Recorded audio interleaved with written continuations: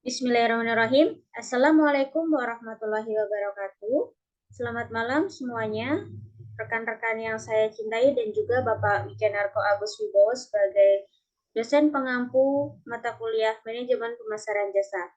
Pada kesempatan kali ini, saya dan rekan-rekan saya akan mengajak kalian semuanya untuk membahas tentang makalah yang kita buat selama semester 5 untuk memenuhi tugas UAS mata kuliah Manajemen Pemasaran Jasa.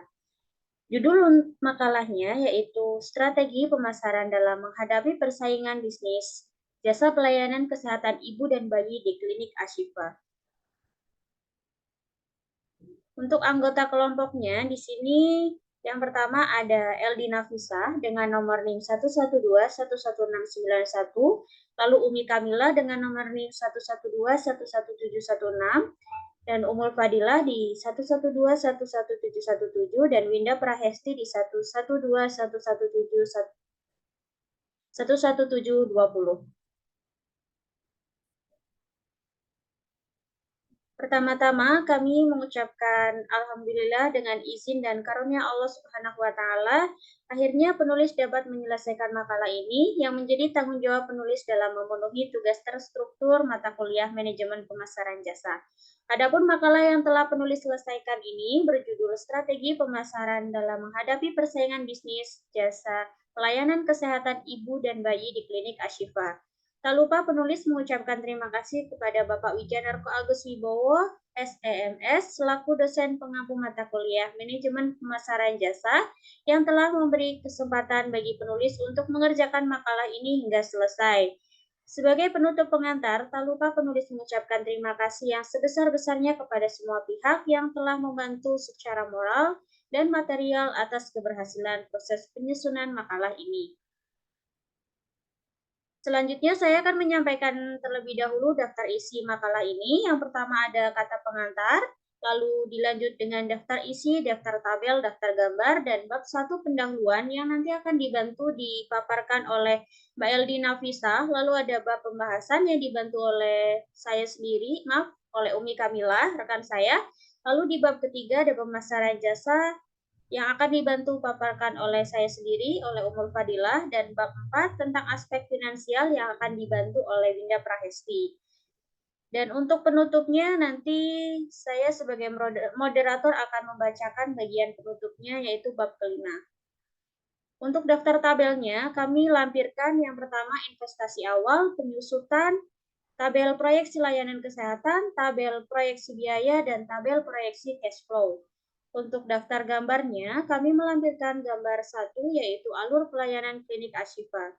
Untuk selanjutnya pada bab 1 yaitu pendahuluan, mohon dibantu paparkan oleh rekan kami yaitu Elina Nafisa. Kepadanya waktu dan tempat kami persilahkan. Oke, untuk di bab pertama, dimulai dari pendahuluan, yaitu latar belakang, dunia organisasi bisnis sekarang ini merupakan sebuah fenomena yang unik, kompetitif sekaligus tidak pasti. Persaingan dan perubahan selalu datang dan mengharuskan pelaku bisnis harus mampu menciptakan, mengelola, dan mencikapi perubahan yang terjadi. Persaingan abad ini merupakan perpaduan antara revolusi di bidang teknologi dengan fenomena globalisasi. Hal ini membutuhkan responden strategik dan manajemen puncak. Manajemen puncak harus mampu merespon segala bentuk perkembangan, persaingan bisnis, kebutuhan, dan keinginan konsumen sebagai salah satu stakeholder. Berikut kekuatan, kelemahan, peluang, serta tantangan yang dihadapi oleh perusahaan. Dalam hal kekuatan yang dimiliki, profesionalisme sumber daya manusia, keuangan dan permodalan, teknologi yang diterapkan, sarana pemasaran yang dimiliki merupakan aspek terpenting dalam keberlangsungan usaha baik industri maupun jasa. Di sini kita memiliki rumusan masalah. Yang pertama ada bagaimana proses pemasaran klinik Ashifa. Yang kedua, bagaimana gambaran alur pelayanan kesehatan di klinik Ashifa. Yang ketiga, apa saja perencanaan modal yang disiapkan oleh klinik Ashifa. Yang keempat, apa saja hambatan yang dialami oleh klinik Ashifa dalam proses pelayanan kesehatan. Yang kelima, apa saja langkah klinik Ashifa untuk menghadapi hambatan dalam proses pelayanan kesehatan. Dan yang keenam, bagaimana strategi pemasaran yang dilakukan oleh klinik Ashifa dalam menghadapi persaingan bisnis pelayanan kesehatan. Di slide selanjutnya ada metode penulisan. Untuk metode penulisannya sendiri, yang digunakan dalam penulisan ini adalah kualitatif, yaitu teknik pengumpulan data dalam penulisan ini menggunakan analisis SWOT. Data utama yang digunakan adalah data yang bersumber dari seluruh kegiatan yang mempengaruhi aktivitas proses pelayanan kesehatan di klinik Ashifa. Lalu untuk data sekunder diperoleh dari rencana strategi klinik, gambaran umum klinik, fasilitas klinik, dan sumber daya manusia.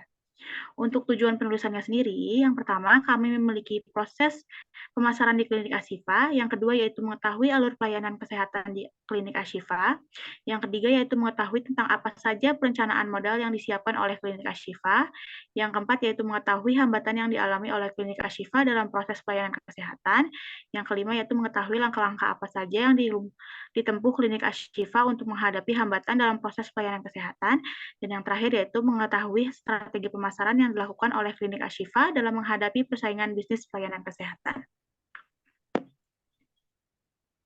Baik, yang tadi disebutkan atau dipaparkan oleh Mbak Eldin Nafisa merupakan bab pertama dari kami, yaitu pendahuluan. Lalu pada bab kedua tentang pembahasan akan dibantu paparkan oleh rekan saya Umi Kamila. Kepada Umi Kamila, waktu dan tempat kami persilakan.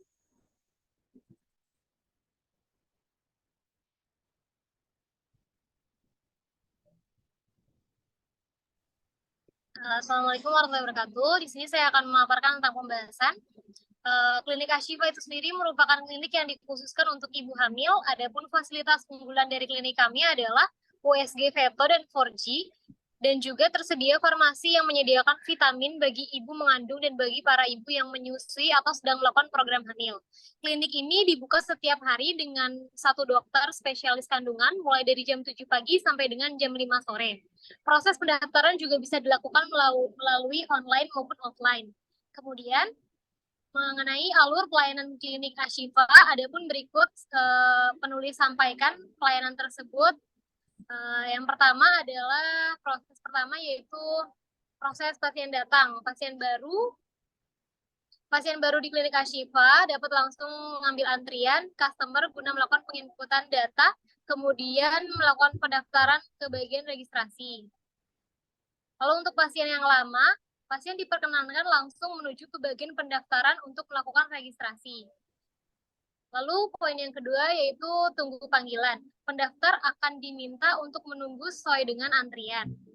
Lalu yang poin ketiga yaitu mengenai rekam medis. Selanjutnya akan dipanggil kembali oleh bagian rekam medis untuk melakukan konfirmasi, lalu diarahkan untuk menuju ke proses pemeriksaan. Bagi pasien yang hendak melakukan pemeriksaan penunjang yang sudah dijadwalkan sebelumnya, akan diarahkan ke bagian instalasi penunjang untuk dilakukan pemeriksaan, lalu diarahkan ke klinik agar konsultasi hasil pemeriksaan penunjang yang sudah dilakukan. Lalu yang keempat, pemeriksaan. Pendaftar akan menuju ke tempat timbang dan tensi yang dijaga oleh nurse station, lalu akan didata anamnesa pasien dan dilakukan timbang tensi, lalu menuju ruangan konsultasi dokter. Berikutnya, bagi pasien yang tidak mendapatkan resep setelah selesai pemeriksaan dan pencatatan rekam medis, bisa dilakukan penyelesaian administrasi di bagian kasir pemeriksaan penunjang. Bagi pasien yang diminta untuk melakukan pemeriksaan penunjang seperti USG, akan diarahkan oleh dokter atau bidan agar menuju ke ruangan pemeriksaan penunjang dan kembali ke ruang konsultasi untuk dibacakan hasilnya. Lalu yang keenam, apotek. Bagi pasien yang mendapatkan resep dokter akan diarahkan menuju ke farmasi dan melakukan pembayaran di kasir, lalu setelah selesai, pasien diperkenankan untuk pulang. Berikutnya mengenai perencanaan modal. Satu bangunan ruangan. Persyaratan bangunan klinik Ashifa yang paling sedikit terdiri atas, yang pertama ada ruang administrasi, lalu berikutnya ada ruang tunggu dan pendaftaran, berikutnya juga ada ruang perawatan atau nurse station, lalu berikutnya ada ruang konsultasi, berikutnya ada ruang tindakan, berikutnya ada ruang farmasi, dan yang terakhir ada ruang kamar mandi. Mengenai sarana dan prasarana klinik meliputi dengan instalasi listrik, instalasi sirkulasi udara, Lalu berikutnya ada sarana atau instalasi pengolahan air limbah atau IPAL. Lalu berikutnya ada instalasi air. Berikutnya ada instalasi pencegahan dan penanggulangan kebakaran. Dan yang terakhir ada instalasi penunjang lain-lainnya sesuai dengan kebutuhan. Mengenai peralatan, klinik harus dilengkapi dengan peralatan medis atau non-medis yang memadai sesuai dengan jenis pelayanan yang diberikan. Adapun persyaratannya adalah sebagai berikut. Yang pertama adalah memenuhi standar mutu, keamanan, dan keselamatan, memiliki izin edar sesuai dengan peraturan. Lalu yang berikutnya adalah harus diuji dan dikalibrasi secara berkala oleh institusi penguji dan pengkalibrasi yang berwenang. Lalu yang berikutnya adalah peralatan medis yang menggunakan radiasi P-gion harus mendapatkan izin sesuai dengan ketentuan peraturan perundang-undangan. Lalu yang terakhir, penggunaan peralatan medis untuk kepentingan penegakan diagnosis, terapi, dan rehabilitasi harus berdasarkan indikasi medis. Dan yang poin yang terakhir adalah mengenai ketenaga kerjaan. Untuk poin mengenai tenaga pengerjaan, yang pertama adalah pimpinan klinik Ashifa adalah seorang dokter spesialis kandungan dan kebidanan. Lalu berikutnya, tenaga medis yang terdiri dari 1 orang dokter kandungan. Berikutnya, setiap tenaga medis yang berpraktik di klinik harus mempunyai surat tanda registrasi dan surat izin praktik atau SIP sesuai dengan ketentuan peraturan perundang-undangan.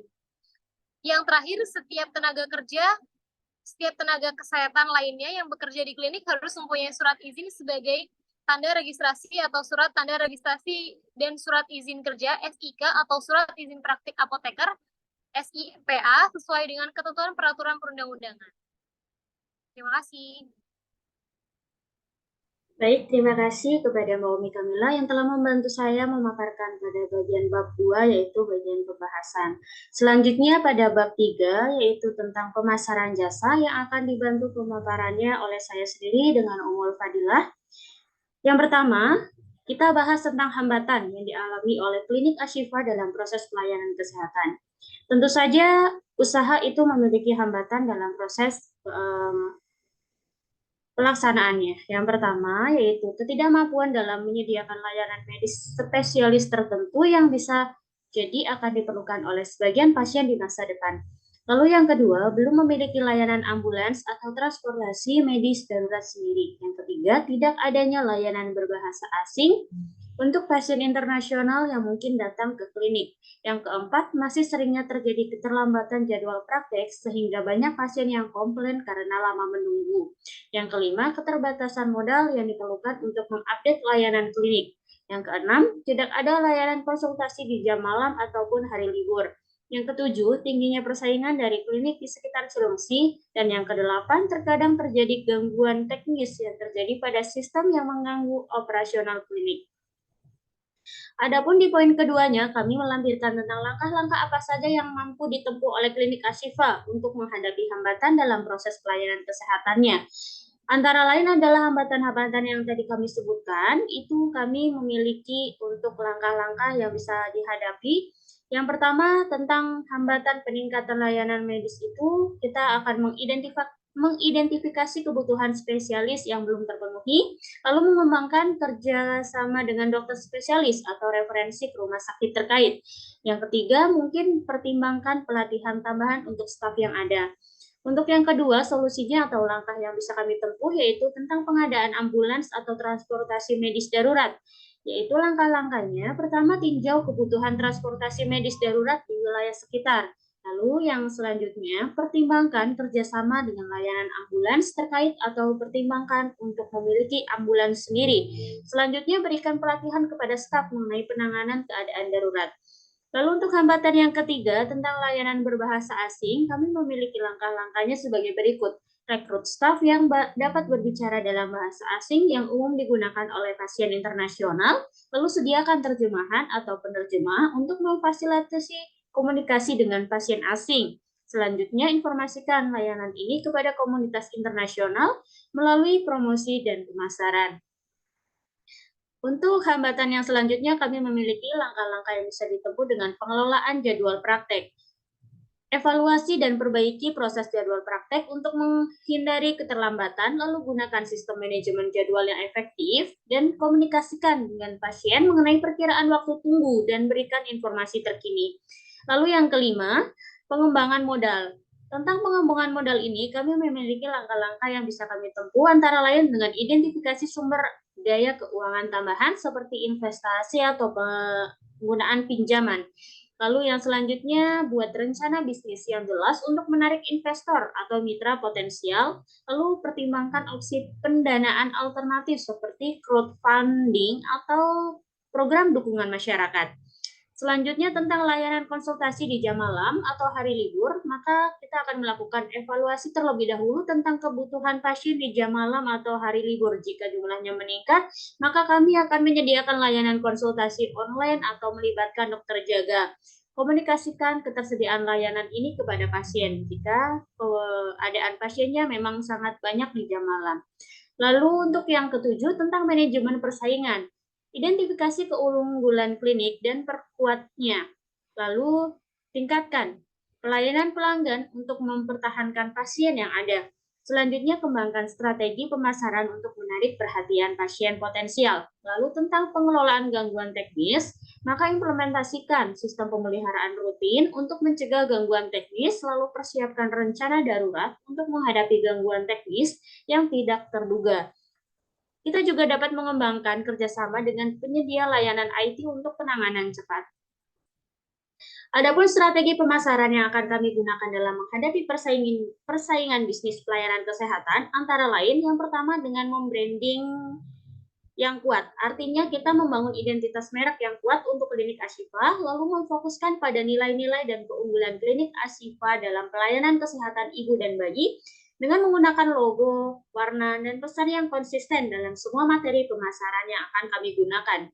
Lalu yang kedua dengan menggunakan pemasaran digital. Kami akan membangun dan kelola situs web resmi yang informatif dan ramah pengguna. Lalu memanfaatkan media sosial untuk berkomunikasi dengan pasien dan mempromosikan layanan.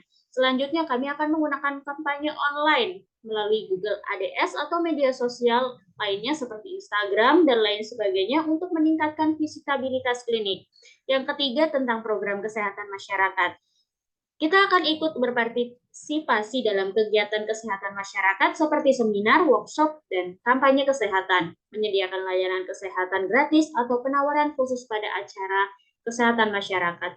Lalu adapun tentang kerjasama dengan institusi kesehatan lain dan layanan konsultasi gratis atau diskon, dan kemudian kami akan memasarkan dengan cara testimoni dan cerita sukses pasien.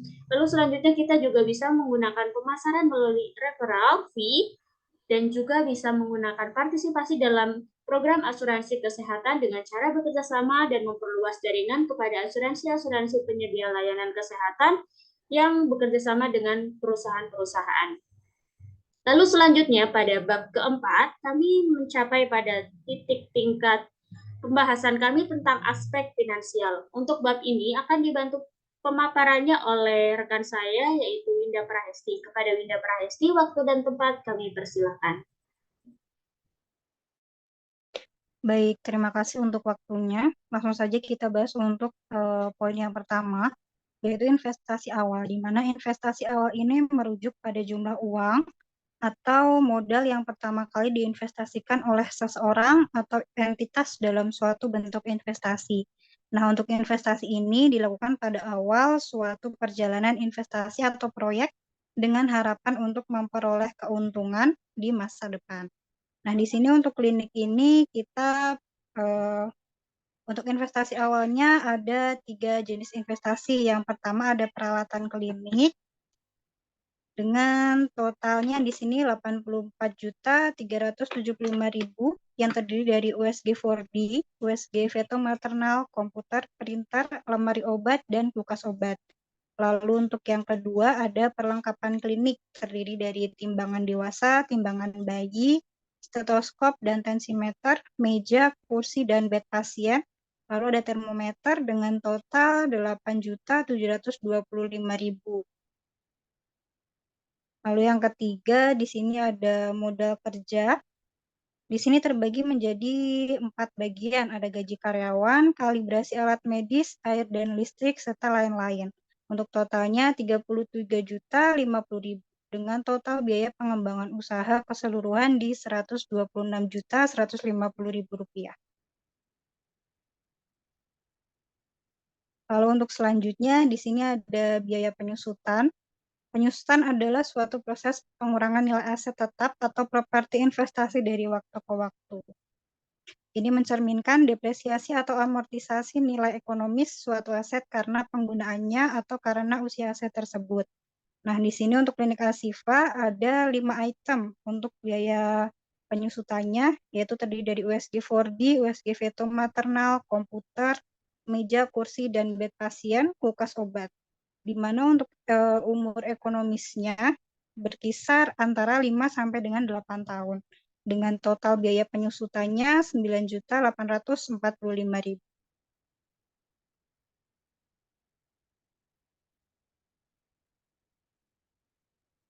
Lalu untuk selanjutnya di sini ada proyeksi layanan kesehatan. Proyeksi layanan kesehatan ini bertujuan untuk membantu penyedia layanan kesehatan, pemerintah, dan organisasi terkait dalam merencanakan dan mengelola sumber daya secara efisien untuk memenuhi kebutuhan kesehatan masyarakat di masa depan. Di sini untuk klinik Ashifa, untuk proyeksi pelayanan kesehatannya, kita ada 3 jenis untuk pelayanannya. Yang pertama ada konsultasi obgyn, lalu yang kedua ada konsultasi plus USG veto maternal, lalu yang ketiga ada konsultasi dengan USG 4D. Di sini bisa kita lihat untuk penerimaan pasien di tahun pertama, tahun 2024. Untuk konsultasi saja di sini ada 2.000 pasien. Lalu untuk konsultasi plus USG veto-nya, di sini ada 1.300, lalu konsultasi plus USG 4D. Untuk proyeksi layanannya ini bisa dilihat tahun kedua dan ketiga naik kurang lebih 5%, lalu tahun keempat dan kelima naik 10%. Lalu untuk harga jasanya, di sini untuk konsultasi saja itu 90.000, konsultasi plus USG veto 100.000, lalu untuk konsultasi plus USG 4D itu 180.000. Bisa kita lihat juga di sini untuk tarif jasanya tahun kedua dan ketiga itu naik 10%, lalu untuk tahun keempat dan kelima naik 15%. Lalu untuk jumlah penerimaan di tahun 2024, di sini untuk totalnya itu 454.000, di mana kita untuk setiap tahunnya ada peningkatan penerimaan. Lalu di sini untuk proyeksi biaya. Proyeksi biaya merupakan sebuah perkiraan atau estimasi yang dibuat untuk memproyeksikan besaran biaya yang mungkin terjadi dalam menjalankan suatu usaha atau proyek di masa depan. Bisa kita lihat untuk klinik Ashifa ini, proyeksi biaya seperti di tabel dari tahun ke tahun. Di sini kita lihat untuk biaya marketing, ini biaya marketing meningkat 10% dari tahun 2024 sampai dengan tahun 2028. Untuk salari dokter sampai dengan salari analisis lab itu sama, yaitu naiknya 2% dari tahun 2024 sampai dengan 2028. Untuk biaya penyusutannya, biayanya tetap per tahun yaitu di 9.845.000. Untuk utility expense seperti listrik dan air itu naik 2% dari tahun 2024 sampai dengan tahun 2028. Lalu selanjutnya untuk proyeksi cash flow. Proyeksi cash flow atau proyeksi arus kas adalah perkiraan atau estimasi masuk dan keluarnya uang dari suatu bisnis atau proyek dalam periode waktu tertentu. Di sini untuk proyeksi cash flow, kita masukkan semua biaya-biayanya, kita masukkan semua pendapat-pendapatnya. Bisa kita lihat untuk cash flow-nya dari tahun ke tahun. Untuk tahun pertama, laba kotornya 454 juta. Untuk selanjutnya bisa dilihat juga di tabel, untuk biaya-biayanya sudah kita masukkan.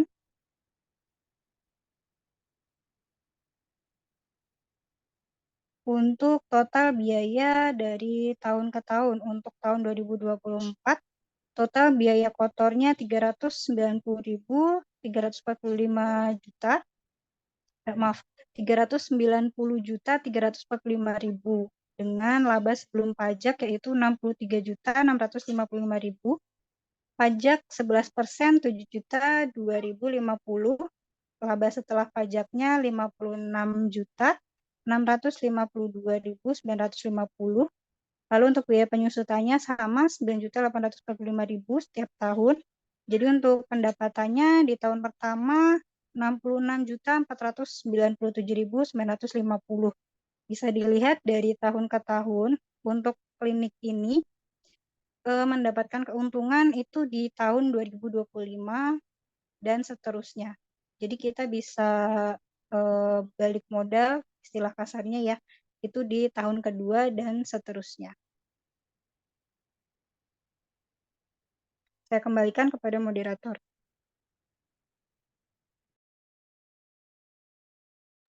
Baik, terima kasih atas pemaparan aspek finansialnya kepada Winda Prayasti. Lalu untuk selanjutnya yaitu bagian bab kelima yaitu penutup yang berisikan tentang kesimpulan dan saran. Berdasarkan hasil analisa data yang telah disampaikan, kesimpulan yang dapat diambil adalah sebagai berikut. Yang pertama, pemasaran yang dilakukan oleh Klinik Ashifa menggunakan fasilitas unggulan, yakni pelayanan kesehatan khusus untuk ibu hamil yang dimiliki oleh seorang dokter spesialis kandungan dengan alat USG 4D dan USG fetal maternal. Untuk alurnya di sini juga kami sampaikan terkesan sangat mudah dipahami dan tidak rumit. Untuk perencanaan modal yang disiapkan itu berisikan dengan tabel-tabel yang sudah kami masukkan di dalam makalah. Lalu untuk hambatannya, kita memiliki solusi yang ada di pembahasan bagian pemasaran jasa. Lalu untuk strategi pun kami juga memiliki pembahasannya di bagian strategi pemasaran jasa. Untuk selanjutnya kritik dan saran, yaitu berdasarkan hasil kesimpulan yang telah diuraikan di atas, maka saran-saran yang dapat kami berikan di antara lain, bagi Klinik Ashifa sebaiknya dikarenakan banyaknya klinik-klinik pesaing yang semakin banyak bermunculan, hendaknya menambah layanan selain konsultasi dan pemeriksaan kandungan. Lalu Klinik Ashifa hendaknya menambah fasilitas transportasional seperti ambulans yang bisa digunakan untuk merujuk pasien. Lalu yang ketiga, Klinik Ashifa sebaiknya menambah dokter spesialis di jam praktek malam saat pasien sudah mulai bertambah banyak, karena beberapa pasien mungkin ada yang bekerja saat pagi hingga sore, lalu baru sempat melakukan kontrol kehamilan pada malam hari. Untuk daftar pustakanya kami mengambil referensi dari Arianto Yohanadwi yang berjudul makalahnya tentang strategi pemasaran dalam menghadapi persaingan bisnis dan jasa pelayanan kesehatan di Rumah Sakit Pandan Arang, Kabupaten Boyolali, dan beberapa link yang sudah kami sertakan di dalam makalah ini. Demikian presentasi dari kelompok kami, kelompok 1, tentang usaha jenis yang bergerak di bidang kesehatan, yaitu Klinik Ashifa. Untuk kurang lebihnya kami mohon maaf. Wabillahi taufiq wal hidayah. Wassalamualaikum warahmatullahi wabarakatuh.